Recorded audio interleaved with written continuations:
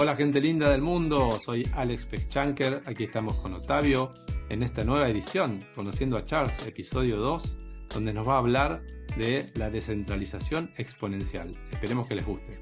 Olá pessoal, mais episódio da nova série, agora com um tema muito interessante, descentralização exponencial. E esperamos que vocês gostem, como foi o primeiro episódio, que gerou muito engajamento, e é todo de vocês. You mentioned exponential technologies, which I totally love. And Peter Diamandis has this 6D model, and it ends up with democratization, right? And we foresee as the Latam community, the blockchain as a unique and very powerful means of democratization for our region at least, right? And we think over the world, but focusing in our region, do you think that for the democratization to happen, we are in the right path as an industry or as a technology in the blockchain space? And what are the things we envision that we need to do to accomplish democratization?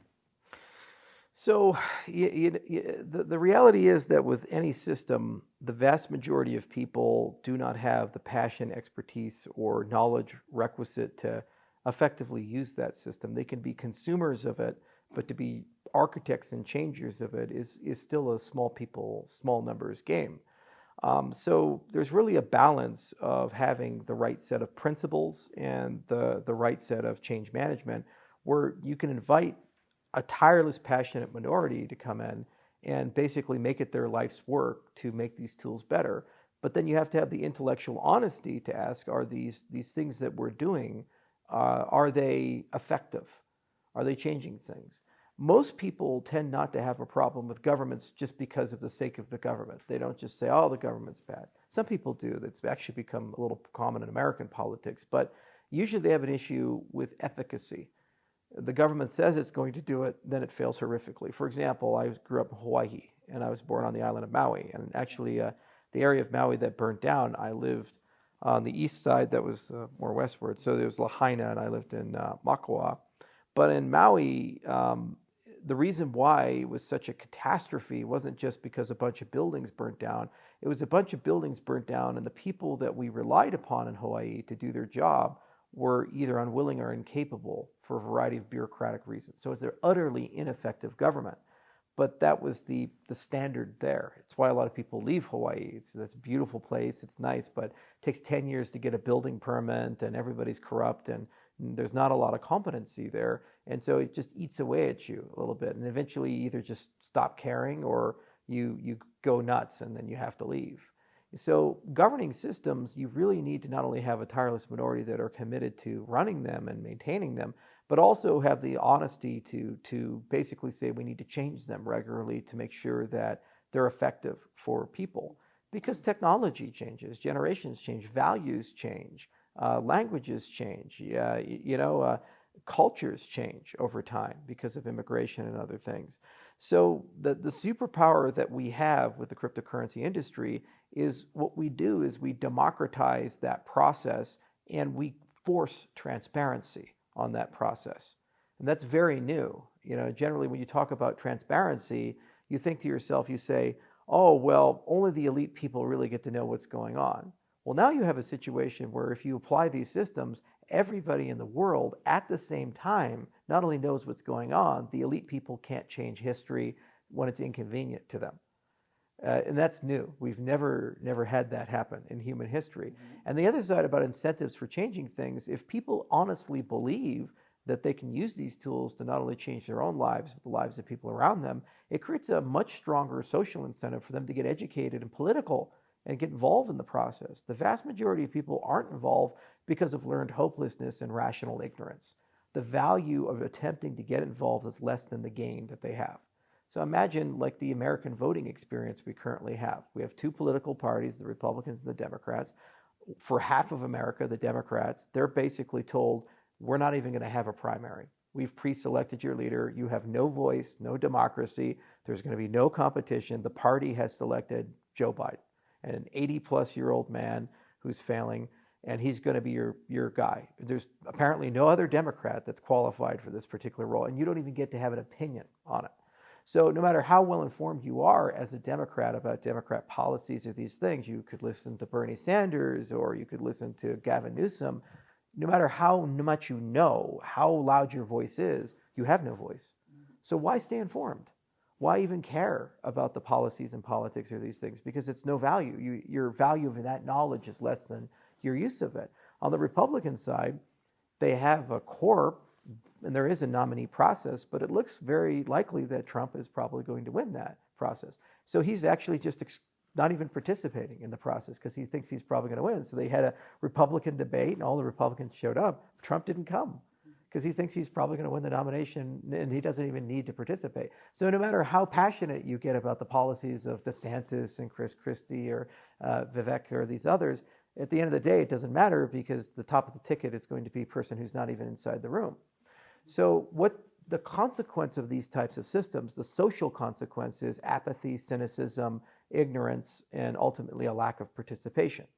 So what we're trying to do in the cryptocurrency space is heal that trauma, that wound that's been formed by modern democratic processes and say, okay, even though you don't get a lot of results in that political system, look at SIP 1694. You guys showed up, you started being very passionate. Yeah. Suddenly there's a constitutional convention in Argentina. Yeah. It's like, whoa.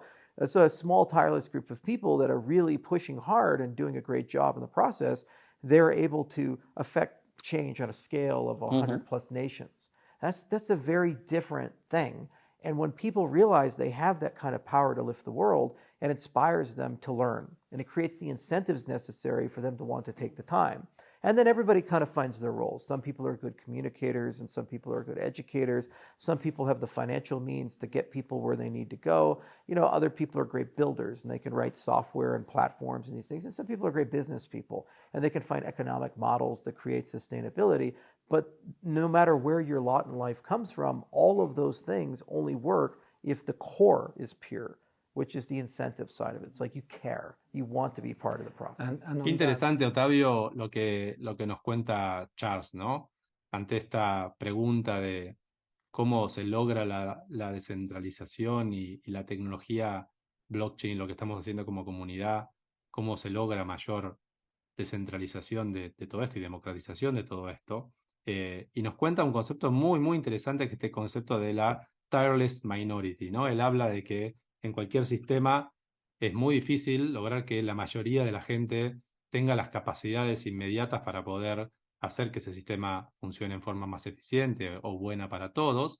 Y habla de esta pequeña cantidad de gente que él llama la minoría incansable, llamémosla así de la traducción, tireless minority, que son las personas que son apasionadas por este tema, ¿no? Y que por esa pasión tienen la capacidad de poder entender mejor esta disrupción o este cambio que quieren hacer, y a partir de esa participación apasionada pueden ir generando los primeros mecanismos para que este sistema pueda funcionar en forma eficiente para todos y a su vez democratizarlo, ¿no? Ir llevándolo al punto tal de que los demás también se empiecen a apasionar y a poder querer entrar a esta nueva forma de organizarnos o vivir, ¿no?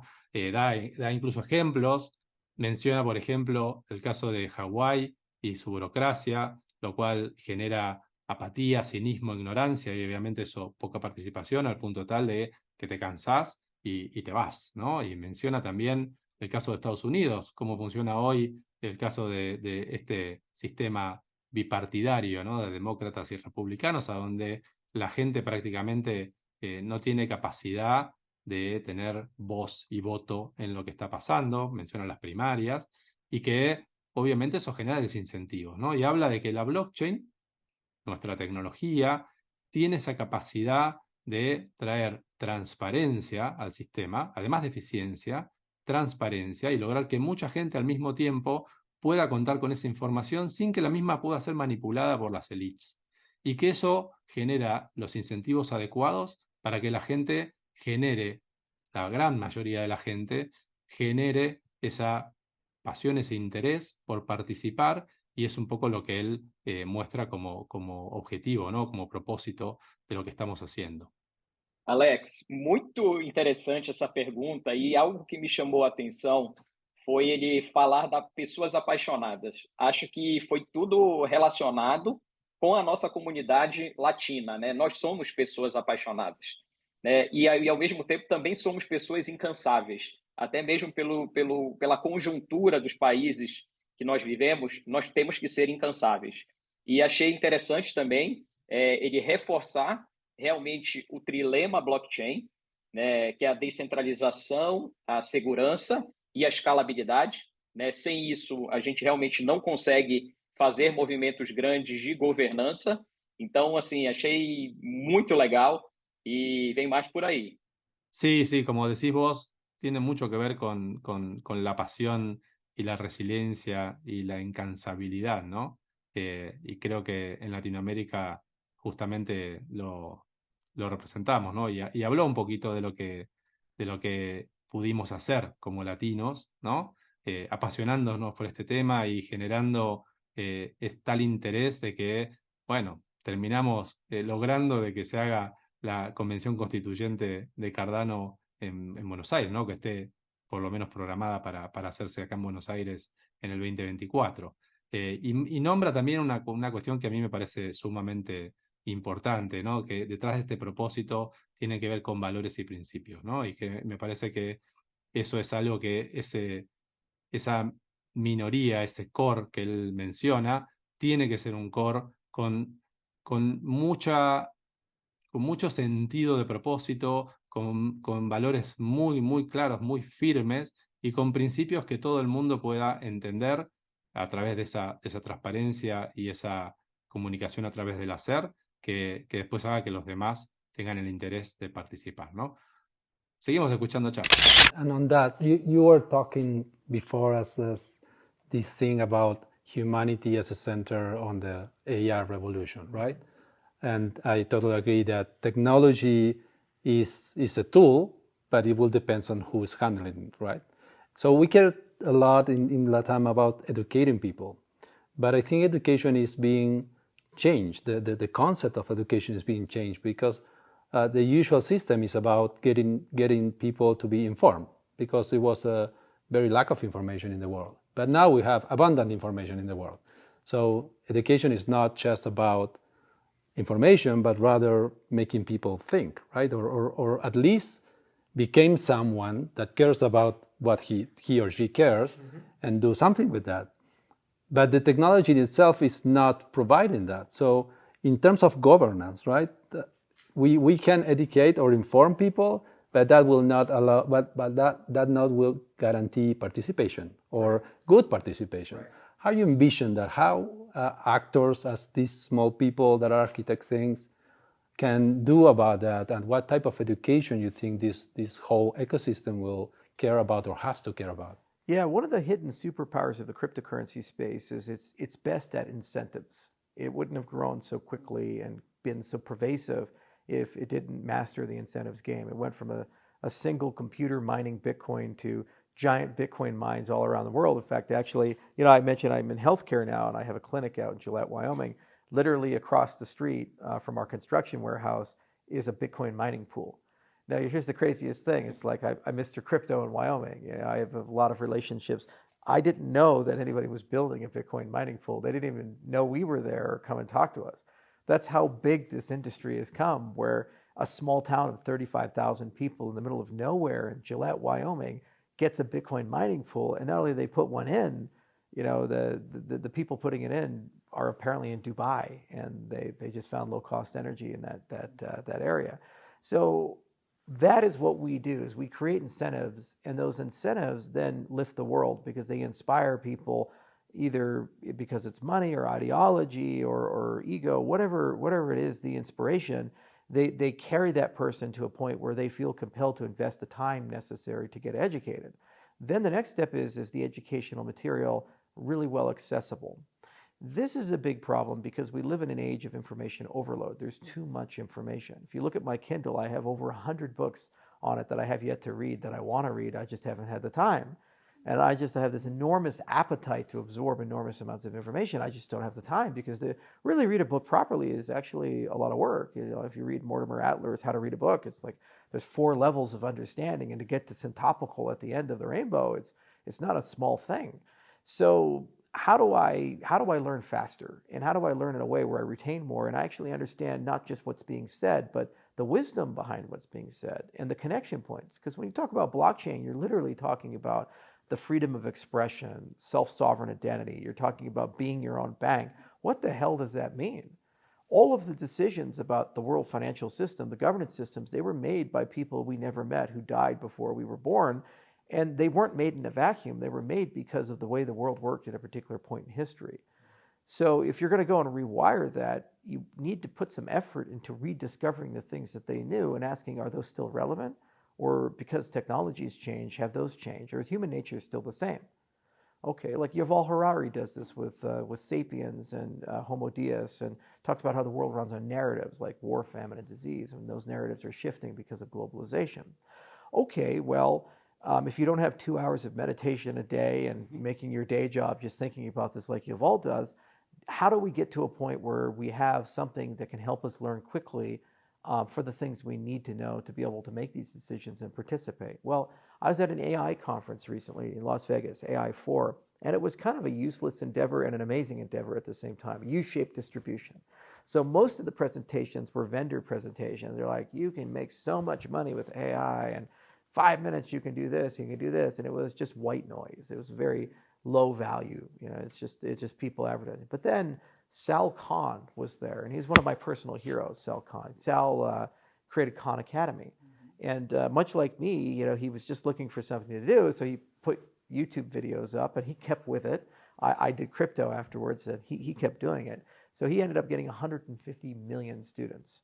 One guy, small foundation, 150 million. Talk about exponential technology. Well, Sam Altman from OpenAI reached out to him and said, hey, I love Khan Academy. We're really looking for something to test ChatGPT and GPT in general. Is there some way we could work together? And Sal said, you know, there's a paper I read in the 1980s. It's called the 2 Sigma problem. And this paper basically says that if you take anybody at all who's like a D student, F student in a topic, let's say mathematics or chemistry or biology, and you give them a really good tutor who works with them on a regular basis every day, within 60 days to 120 days, they'll go from a D student to an A student. 2 sigma differential in that. It's like across the board statistically significant. But the problem the paper lamented at, because it was written in the 1980s, is there's just not enough tutors who are domain experts in everything to be that companion to educate the person. Well, Sal says, now we have GPT. So he created something called Khan Go and integrated it into the Khan Academy platform. And probably in about 12 months to 24 months, you'll have a super tutor that, as you're learning the material, sits with you and co-teaches you that material just like that tutor would. So what does that translate to? That people who aren't good at math or biology or physics suddenly could be A students in this topic. Well, just the same could be done for central banks, economics, cryptocurrencies, cryptography, these types of very difficult topics. And they scale infinitely because it doesn't require a person on the other side. It's somebody who wants to learn, who's now got the incentive to learn, if we've designed the system the right way. Now they have a place they can go for free or near free to basically learn how to do whatever they need to do. And if they have the time, in 6 months, they can become an expert. They're the A student. They know so much more about it than any other person. So this is an example of a convergence of exponential technologies. On one side, a trust engine and an incentive engine that operates at a scale of billions of people, kind of colliding with generative AI in a way that basically allows people now to understand a lot more. Now, what happens is that creates much more wisdom around all of your members, and then they at least now know why we made the decisions we made 100 years ago or 200 years ago with the way we constructed our governments and our constitutions, these things. And if you know that, you now know enough to syntopically say, what do you keep and what do you throw away? This is the big difference between liberals and conservatives. Conservatives, they keep it all because it's stable. And if you mess with it, you're Venezuela and everything falls apart, or Zimbabwe and things fall apart, or the United States right now where things are really falling apart. The liberals say, well, the problem with the conservative system is you are excluding all these people, and there's all these new things we could have, and society could be so much better. Let's do that. Well, unless you have the right level of wisdom, you can't really open the system safely and change that system. But now I think we're converging to a point where we can do that. And blockchain is part of the solution because it creates the incentive layers and the globalization of it, and it prevents corruption because it's transparent, immutable, auditable, these types of properties. And then the other side of it, AI, basically gives you a tireless tutor to be your companion, to kind of walk along with you at every step of the journey and give you the knowledge that you need to be able to affect real change. Yeah. Octavio, en esta respuesta que nos dio Charles, nos habla un poco muy interesante cómo conecta estos puntos, ¿no? Cómo la blockchain de alguna manera genera este set de incentivos que hace que la gente le interese, ¿no? Se apasione y le interese por un tema y que a partir de eso ponga los esfuerzos adecuados para educarse, ¿no? Y toca un punto fundamental que para nosotros en Latinoamérica es algo que llevamos mucho en nuestro propósito y en nuestro corazón, que es educar a más gente, ¿no? Y él habla de llegar a este nivel de sabiduría, que es la que te permite definir qué es lo bueno, ¿no? O sea, qué es lo que va a hacerte bien. De toda esta experiencia humana de miles de años, ¿cuáles son las cosas que en el pasado se intentaron y se de alguna manera derivaron en lo que tenemos hoy como sistemas de vida, de gobierno, de estudio, de vivir nuestra vida? ¿Y cómo definimos cuáles son esas cosas que en el pasado funcionaron, pero que hoy, con los cambios que se han producido a través de la tecnología, de las distintas disrupciones y evoluciones humanas, cuáles son aquellos cambios que siguen siendo válidos, cuáles son aquellas cosas que no siguen siendo válidas, y qué cambiamos y cómo cambiamos, ¿no? Y ese conocimiento necesario que hay que trabajar entre todos y co-crear entre todos para poder entender hacia dónde ir, ¿no? Y habla de que la educación es algo complejo, y habla de un ejemplo que es el tema de, por ejemplo, la inteligencia artificial, cómo impacta o puede impactar en la educación. Habla de que fue a una conferencia de inteligencia artificial y que la mayoría de la gente que estaba ahí principalmente hablaba de o hacer plata con la inteligencia artificial o hacer más eficiente un determinado proceso, algo parecido a lo que nos pasa hoy con la blockchain en el mundo cripto, pero que fue a una de las charlas que él le pareció por ahí la más importante, un viejo colega de él, Sal Khan, que es un fundador de una academia, la Khan Academy, muy conocida en la tecnología, porque hoy es una academia que cuenta con más de 150 millones de personas, y que este Sal comentaba que Sam Altman, creador de ChatGPT, se le acercó para decir, bueno, ¿cómo podemos usar la inteligencia artificial para facilitar, para democratizar, para exponenciar el tema de la educación? Y hablaban de un paper, que es un paper de 1980, que habla de lo que es el problema de los dos sigma, que básicamente lo que dice es que si un estudiante que es malo en un determinado tema, ¿no? Habla de calificaciones estadounidenses, un estudiante tipo F, le pones el tutor adecuado, en 60 días puede transformarse de un estudiante tipo F a un estudiante tipo A, ¿no? O sea, de las mejores calificaciones. Y que si esto se puede exponenciar, se puede hacer a nivel masivo, claramente podemos cambiar el nivel de sabiduría que tenemos hoy en el mundo, ¿no? Hay temas complejos como la criptografía, como la inteligencia artificial, como la economía, como cualquiera de estos temas que hoy son los que de alguna manera definen las posibilidades humanas. Mucha más gente pudiera tener más conocimiento, más sabiduría, y en función de eso poder determinar en forma conjunta cómo podemos cambiar, ¿no? Cómo podemos hacer un sistema mejor y cómo podemos llegar a una vida mejor, ¿no? ¿Cómo la viste vos, Otávio? Eu estava refletindo, né, e é muito interessante a gente revisitar, né, essa entrevista, porque a gente pega temas como, por exemplo, por que não educação exponencial? Por que não conhecimento exponencial? Né? Acredito que com a chegada do OpenAI, um movimento que está apenas começando, né? Obviamente, todo começo tem aquela curva acelerada, e muitos visando lucro de forma imediata. Vimos isso em blockchain também, em 2017, a corrida pelos ICOs, aconteceu exatamente a mesma coisa. Então, assim, mas acho que a junção realmente com educação é muito importante e isso vai ser exponencial, né? Alex, ele falou algo que assim eu gosto muito do trabalho que é feito pela Khan Academy, porque tem a missão e o propósito à frente de qualquer coisa, né? Então eles querem levar educação gratuita e de qualidade a qualquer pessoa no mundo.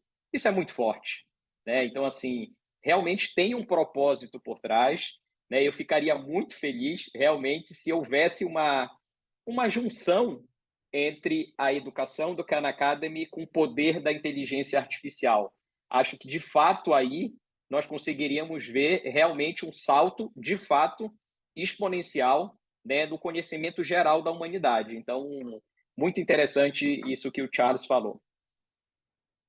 Sin duda. Y finalmente remata con un concepto muy interesante que es el tema de la convergencia de tecnologías exponenciales y cómo eso genera una disrupción o un cambio potencial enorme. Y habla de que por un lado está la blockchain con esta máquina de generación de confianza, ¿no? De trust engine. Y por otro lado, una máquina de generación de incentivos, ¿no? Los incentivos correctos para que la gente se interese y haga cosas diferentes, mezclados con la inteligencia artificial, que es otra tecnología exponencial, convergen en toda esta disrupción que estamos viendo y que realmente puede cambiar a la humanidad, ¿no? Bueno, difícil cerrar, nos quedamos con ganas de más, así que, y hay más. Los invitamos a seguir viendo esta serie de episodios. Vamos a tener un tercer capítulo de Charles. Realmente sumamente rico esta conversación, muchos conceptos, mucha pasión. Se nota la pasión que lo lleva a esto y en eso coincidimos mucho, ¿no? Como latinos, en que nos apasionamos de la misma manera, por eso tenemos tanta afinidad con esto que está pasando. Y bueno, nada, seguir conociendo un poquito más de las personas que están atrás de esta maravillosa blockchain que es Cardano, ¿no? Como você disse, Alex, a gente não queria que acabasse, né?